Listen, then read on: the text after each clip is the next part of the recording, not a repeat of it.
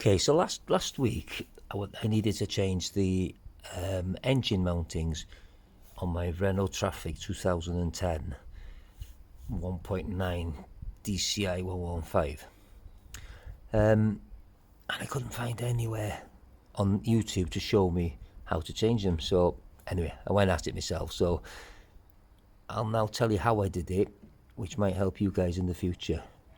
But these are the two mounts. I've got a third one to do next week. Okay, so firstly we'll go for the one on the right. It really is simple. There's one bolt there, that one there, and there's one bolt there. That's all it is.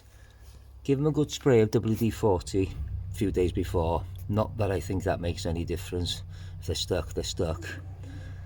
That's the other one I'm going to be changing next week when it arrives. Got it ordered for Germany for some reason, but you can see how it's perished. Yeah. Okay. What you'll have to do is you'll have to take the plastic sump guard. It's not a sump guard, it's more of a sump shield.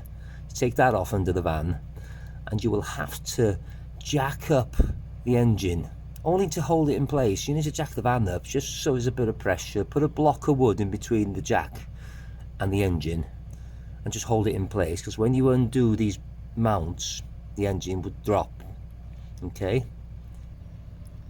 Okay, so here's the other one I changed, which is that one there. It is also quite simple. Again, there's a bolt there, and there's a bolt in the middle, and there's another one there. Yeah, just spray enough WD-40 on them. I'd seen somewhere that you have to do something from underneath the van. You don't. You just open those three, and after you've opened them, that will just pull off. Just put the new one in. Bob's your uncle.